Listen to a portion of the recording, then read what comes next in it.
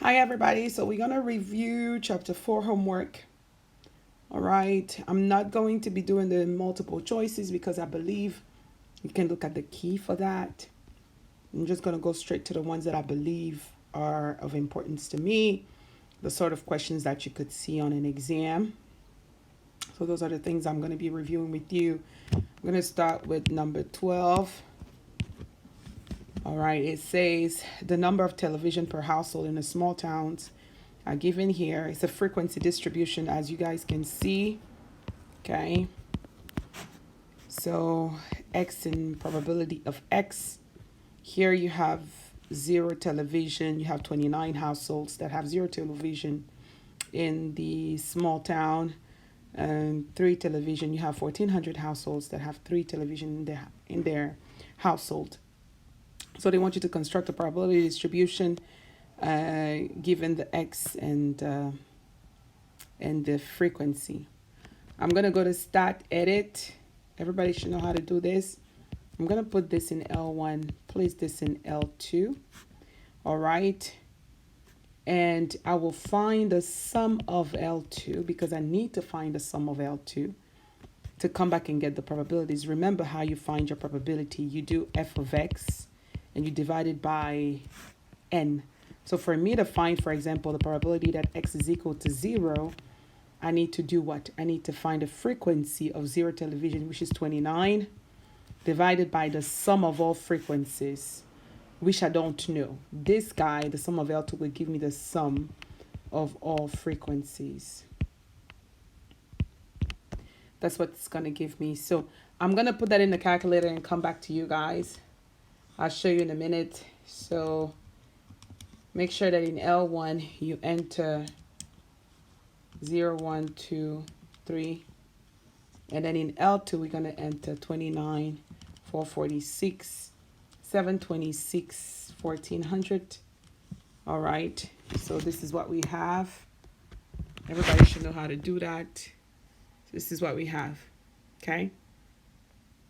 That's what we have in L1 and L2. So let me take a picture of that. And then I'll show you guys how to find the sum. Let me crop this.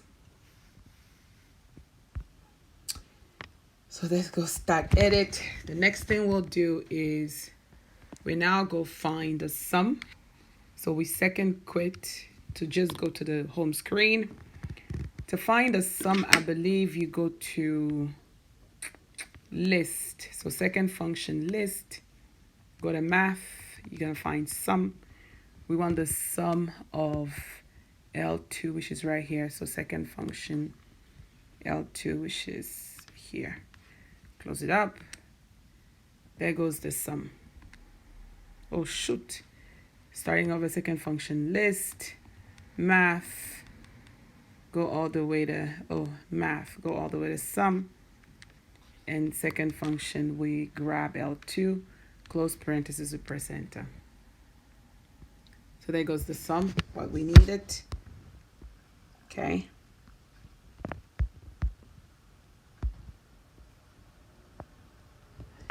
So the sum is 2601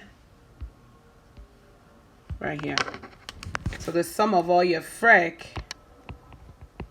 2601. So if you want to probability that x is equal to 0, you do 29 over 2601. Or what we do is we create another list L3, which is going to be equal to what? L2 divided by 2601. Remember, we need to round to 3 decimal places as needed.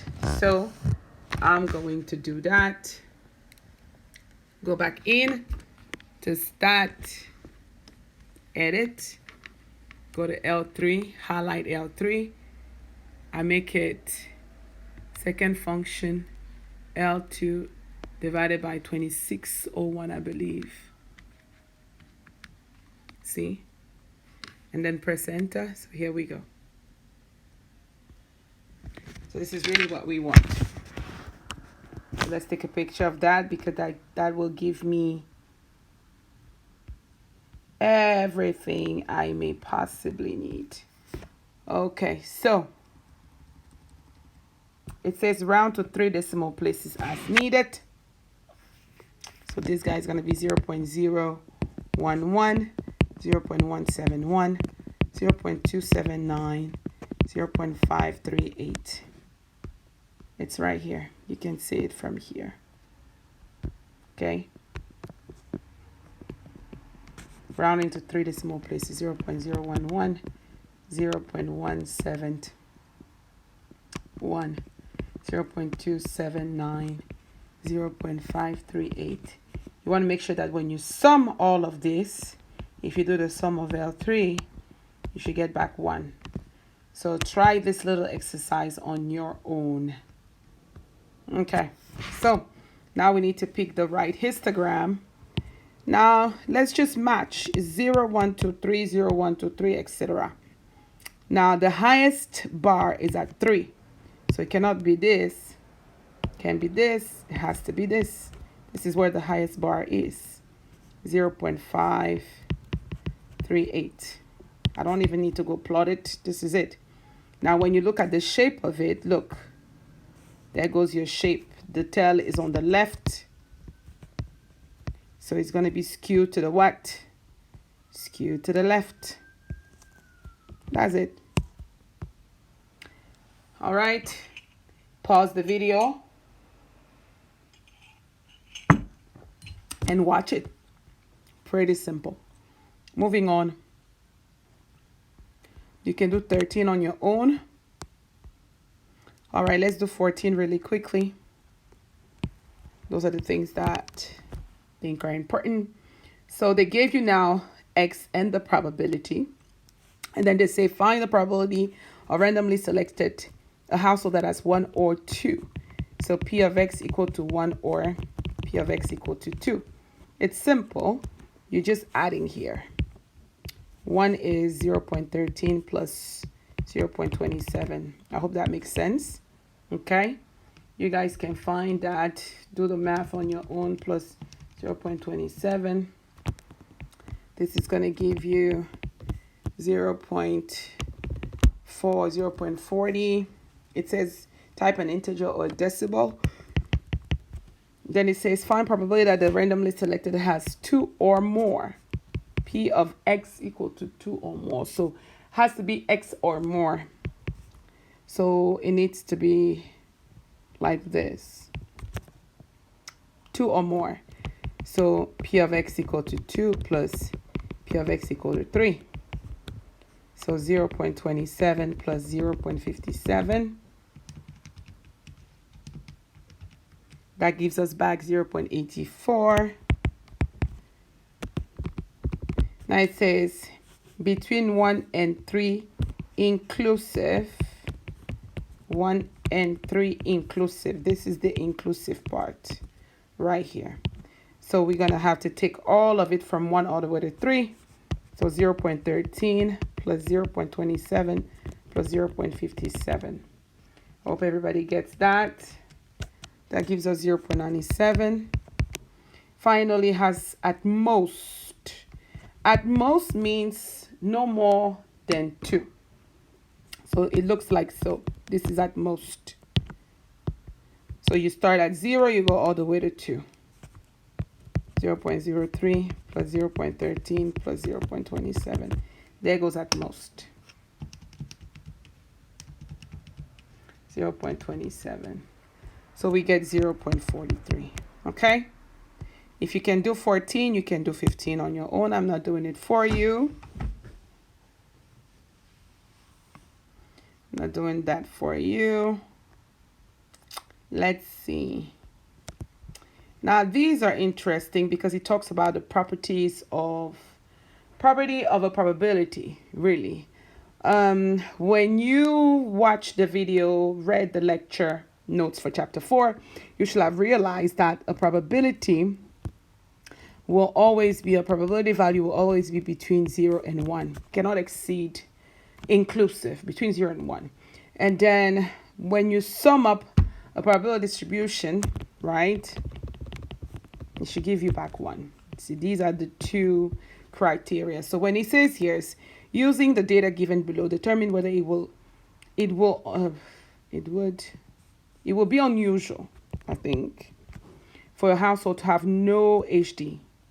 So you look at the probability. Unusual probability means the probability of x equal to 0 is less or equal to 0.05. Is that the case? Yes, it is less or equal to 0.05. So yes, it's unusual. It's an unusual probability. So let's see. I think your choice is B. It will be unusual because less than. All right. So that's the answer for 16. Let's see. Now here, for you to answer 17, see, they gave you x. They gave you f of x. You need to build p of x. All right. Remember, you put this in L1, put this in L2. You find the sum of L2. Then your probability will be L3 equal to L2 divided by the sum of L2. And once you look at the probabilities, whichever one is less or equal to 0.05 will be considered what? Unusual. You'll be able to answer A, B, C, or D. Will it be interesting? Okay, let's do it together. So let's go to Start Edit. Let's put the data in. Start Edit. Let's put x and f of x inside. And let's come back. 1, 2, 3, 4, 5, and then 6. Okay, 1, 2, 3, 4, 5, 6. L2, 6, 11, 29, 59, 43, 25, 15. Yes, so let's program L3. All right, so there goes L3, okay? So we want to program it to be what? L2 divided by the sum of L2. So second function, there goes L2, okay? We divided by the sum. The sum is on the list. You take the sum of what? L2. So this is what you want. Making sure this is highlighted. And then press enter. Here we go. So that's the table we want. So once we have this table in here, then we can answer. Which one has an unusual probability? See, this one is the only one. 0. Because p of x equal to 0 is the one that gives you 0.0319. That's the only one that's less or equal to 0.05. That's it. You're good. So this is what we want. This guy here. That's it. So when it says, select the correct choice below, fill in the answer box to complete your choice. So let's see. Will it be unusual? Look, will it be unusual for an employee to work 2 hours of overtime? Explain your reasoning. So 2 hours is here. 2 hours is probability that x is equal to 2 is 0.1543. So no, it's not less than 0.05. So it will not be unusual. So I believe the answer is greater than 0. Okay, so D. This is the answer. No, it will not be unusual because the probability is what? 0.154. We round to 3 decimal places, which is greater than 0.05. So that's it. That's the answer. All right, it says determine the required probability here. All you have to do is what? You know, for you to find p of x equal to 4 is 1 minus, when you sum all of those, 0.18 plus 0.27 plus 0.28. Because you know at the end of the day, the sum of all your p of x should give you back 1. So if you need one of them, you do 1 minus the sum of the other plus 0.27 plus 0.28. It gives me 0.27. Let me take a picture of that. I hope that makes sense. And I'm just using criteria of probability distribution. Nothing else. Nothing else. All right. So here you can do this on your own. I'm not doing it. Same thing here. Criteria, probability distribution. All right. Now let's come to 21 here. It says what? Find mean, variance, standard deviation. All right, same sort of work. We put this guy in L1, put this guy in L2. We're gonna do stat, edit, and then we're gonna do stat and calc, one var stat, L1 comma L2. That's gonna give us everything that we need. So go to stat, edit, enter your L1, your L2. Those are probabilities already, if you notice. 0.22, 0.089, 0.026, 0.014, 0.008. Make sure you go back and check that you didn't make a mistake.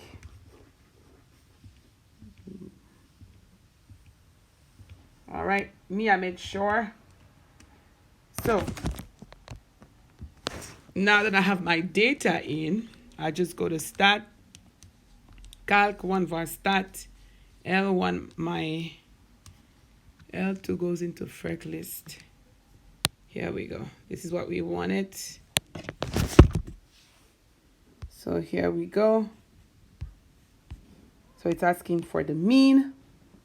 Round to 1 decimal places. Here goes the mean. So the mean is going to be on 0.6. Standard deviation. This is your standard deviation. 0.9. Now, well, no, it's not 0.9, it's 0.95. But since you have to round to 1 decimal places, 1.0. For you to get the variance, we'll take this 0.9518 and square it. That's going to give us 0.9. So that goes for this guy. Now, interpret the results. A household on average has, cannot be D, because it's talking about an average of 0.9, which is not the case. We know the average is 0.6, and we know the standard deviation is 1.0, so it has to be C. That's the only one that makes sense with the stats we have. Mean, standard deviation. If you can do 21, then you can do 22. So I'm not doing 22. Okay.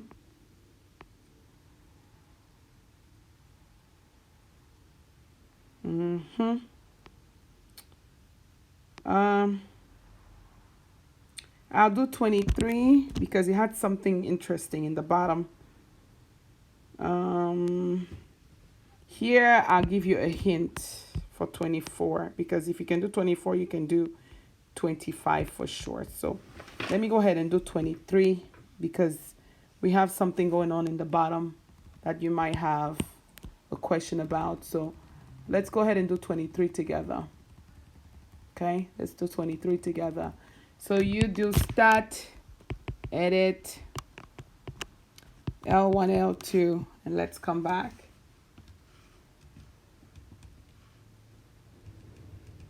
Zero, 1, 2, 3, 4, 5, 6, 7, and then in L2, we'll enter the probability. 0, 1, 2, 3. 62, 0.179,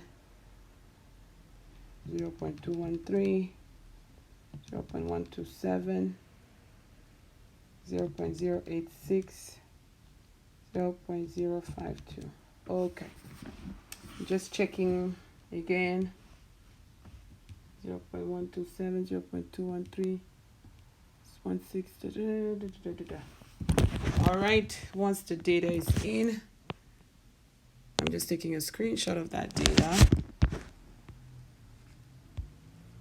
Then we're gonna go to stat calc 1var stat to get our statistics. You know what to do. So let's take a screenshot of our findings. All right, so let's come back.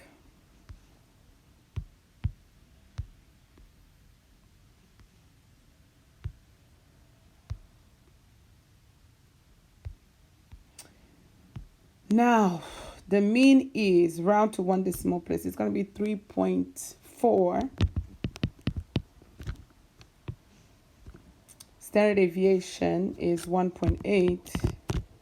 The variance, of course, the variance, of course, is going to be 1.8384 square. 3.4. That's it. So you take that and you square it. The mean is 3.4. So the average student is involved in 3 or 4 activities.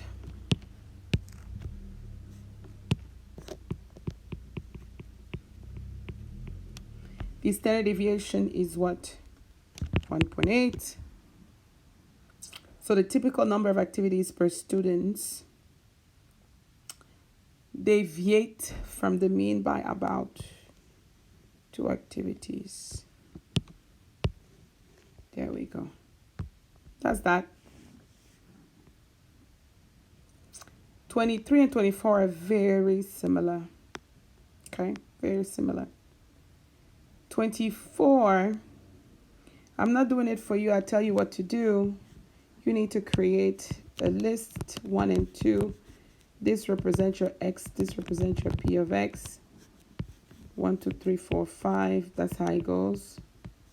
1, 2, 3, 4, 5.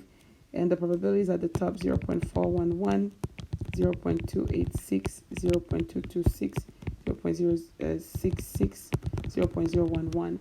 Once you have that, then you go to stat, edit, enter your data, then you do 1var stats, L1, L2, get your statistics. That's that. 24, 25 are similar. I'm not doing it for you. Let's see. 26 is a multiple choice. You can do it. For 27, use the help button in my stat lab. This is your challenge. Let me see. That case says find the area. The area is there. The area for 0 is the probability, which is 0.029. There's no magic here. Whatever the area is whatever your probability is. Bar 1 is 0.257. Bar 2 is 0.337. Bar 3 plus is 0.377. Whatever the area is your probability. And then the sum of all areas should be 1. Like I said, the sum of all probabilities should give you back 1. There's nothing here. So the area of each bar is the probability of each outcome. Just so you know. So there was no calculation to be done here. Okay?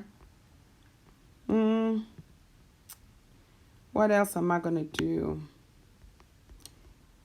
You can do 29. It's a plug-in question, so I'm not doing it for you. Let me see. Do I want to do 30 for you guys? Some people may say, yes, do 30. Okay, I'll do 30 and that'll be the end. Yeah. All right. It says the distribution of a test score for college-bound male seniors has a mean. And okay, so for male seniors, right, it says the mean, let's call it mean of x is 532, and then the standard deviation of x is 128. That's for male seniors. And then for female seniors, let's call it y. Mu of y is 518. Sigma of y is 110. All right. One male and one female are randomly selected. Assume their scores are independent. What is the mean of the sum of the scores? What is the standard deviation of the sum of the score? Oh, okay.